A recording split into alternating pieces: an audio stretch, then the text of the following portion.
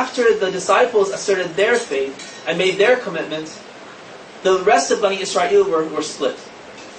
Some of the Bani Israel believed, and some became kafir and disbelieved in Jesus. Okay. So this indicates a couple of things. One important thing to get from this is that what happened to them also happened to us. The reason I say this is because we have a hadith from the Prophet ﷺ where he says, يَكُونُ فِي هَذِهِ الْأُمَّةِ كُلُّ مَا كَانَ فِي بَنِي إِسْرَائِيلِ حَذْوَ النَّعْلِ بِالنَّعْلِ وَحَذْوَ الْقُذَّةِ بِالْقُذَّةِ.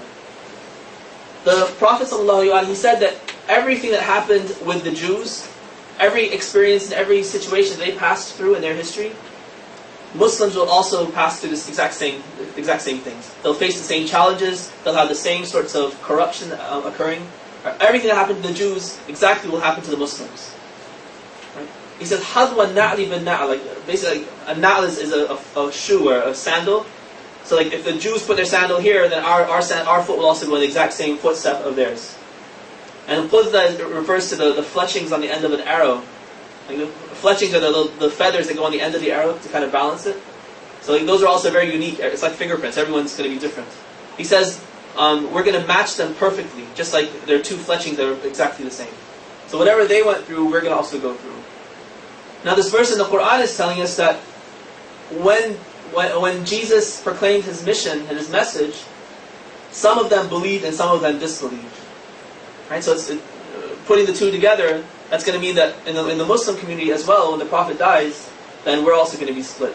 And some are going to believe and some are going to disbelieve. Right? So we shouldn't be surprised then when we see people leaving the faith after the Prophet dies, or sometimes after the subsequent Imams die. It's a continuation of the history of man from the very beginning. They maintained faith a superficial faith for a short amount of time, but those who really had strong faith were always few, always in the minority. And as soon as the smallest challenge would occur, as soon as the current prophet would die, then a vast majority of people would leave the faith and go after all sorts of other things, corrupt the religion, and it would always only be a few who would maintain the faith. And this is the story of all humankind. This is the story of Islam as well. And we shouldn't be surprised that a minority of people believed in the Prophet's message about the Imams after him. That a majority of people would break off and corrupt those ideas and think otherwise. Living in a democracy, we have a tendency to think that numbers matter.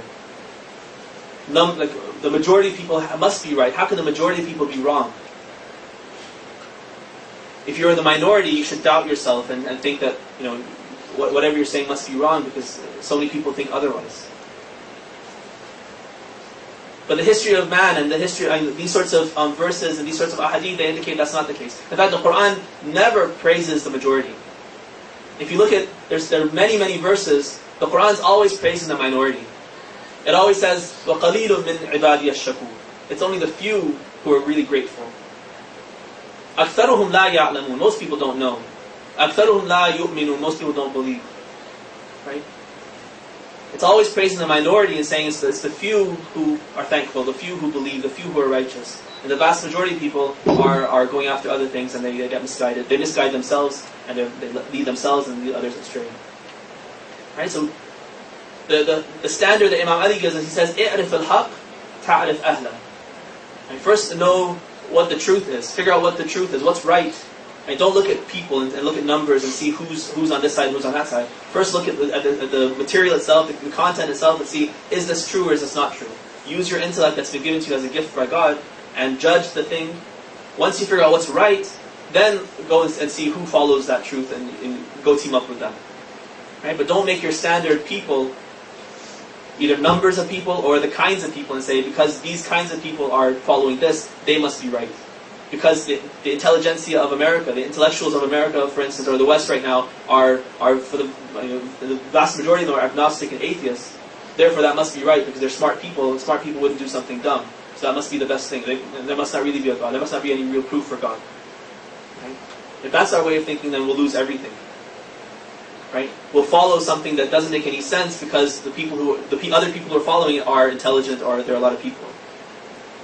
Rather, first look at the content of the idea. See, does it make sense? to have a God or not to have a God, pursue that. Once you decide that there is a God or isn't a God, then you see who else is following that truth with you. The truth is the standard, not the people. The last part of this verse is a little bit of a question for me still. He says, "Then we strengthened the faithful against their enemies, and they became the dominant ones." If you look at history, it doesn't seem like that's the case, at least in the apparent way. And think of what happened. Well, you have to think from outside, because I haven't shared with you any verses for what happens after Jesus. But from what we know about what happened after Jesus' either crucifixion, like Christians say, or his ascension, as we say, after his life on earth ended, right? Christianity was very quickly taken over by corrupt ideas. The Trinity was very quickly added in, and we never have an instance where a righteous Christian theology became the dominant force over any government. The way the commentators understand this last sentence is not that they somehow became kings and they ruled over vast empires and they enforced or they taught a monotheistic Christianity over like huge empires. That never happened historically. But what they say is Jesus was able to succeed in his mission. What we do see in the early years after Jesus, for the first 100 years, is that there are the message of monotheism, the message of true Judaism, as preached by Jesus. It was maintained and carried on by small groups of people, small pockets of people. And those small pockets, they maintained that faith. They maintained a grasp of the book, and they also maintained their monotheistic faith all the way up until the time of our prophets. So there's still people around. There's still like monks off in caves and hermits here and there who knew the message of Jesus and were still waiting for Ahmad to come. We saw the verse yesterday that promised that Ahmad is going to come. Right, so they're still waiting for Ahmad. They knew the signs, and they were just waiting for him to come. And when he came, they believed in him, and they just led people to him.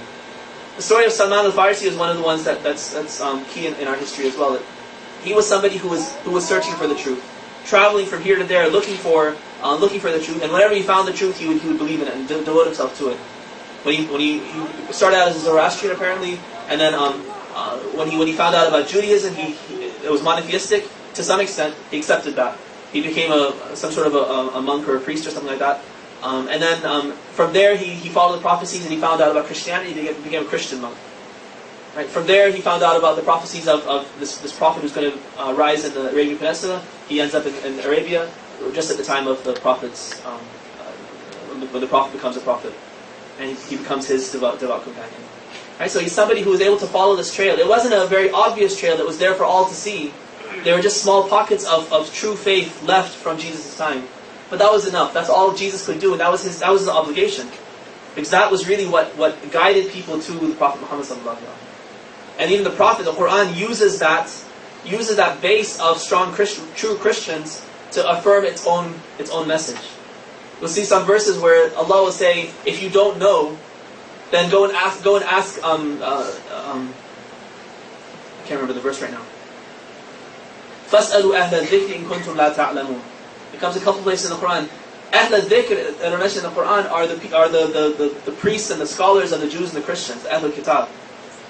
Right? Go and ask the priests of the Jews and the Christians who know their books, and ask them if they have prophecies for this prophet, and if this prophet really fulfills their prophecy.